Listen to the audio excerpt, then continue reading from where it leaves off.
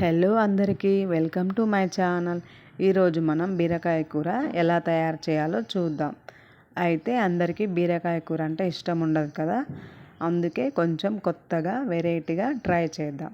ఇది అందరికీ నచ్చుతుంది. ఇప్పుడు కడాయి పెట్టుకొని అది హీట్ అయ్యాక పల్లీలు వేయించుకోవాలి. వాటిని మిక్సీ పట్టి పక్కన పెట్టుకోవాలి. తర్వాత కడాయిలో 2 టేబుల్ స్పూన్ల ఆయిల్ వేసుకోవాలి. ఆయిల్ హీట్ అయ్యాక ఉల్లిపాయలు వేసుకొని వేయించుకోవాలి. ఉల్లిపాయలు ఎక్కువ మాడిపోకుండా చూసుకోవాలి.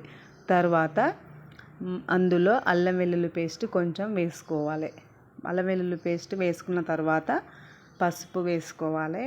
మొత్తం ఒకసారి కలబెట్టుకోవాలి. తర్వాత ఇప్పుడు కరివేపాకు వేసుకోవాలి. మొత్తం ఒకసారి కలుపుకోవాలి. కలుపుకున్న తర్వాత 2 స్పూన్ల కారం వేసుకోవాలి. తర్వాత రుచికి తగినంత సాల్ట్ వేసుకోవాలి.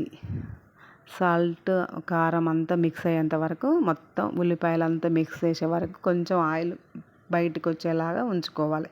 తర్వాత మనం ముందుగా తరిగి పెట్టుకున్న బీరకాయలు వేసుకోవాలి.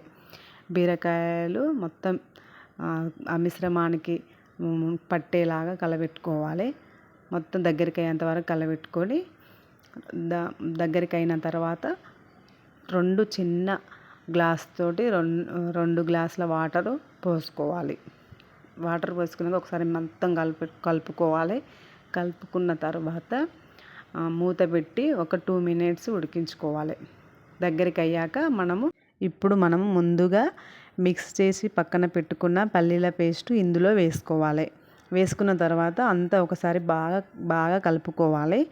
అదంతా కలుపుకున్న మిశ్రమం దానికి పట్టేలాగా కొంచెం సేపు ఒక 2 మినిట్స్ మూత పెట్టి ఉంచుకోవాలి. ఇప్పుడు ఎంతో రుచికరమైన బీరకాయ కర్రీ రెడీ అయినది. Thanks for watching. Please do like, share, comment and subscribe.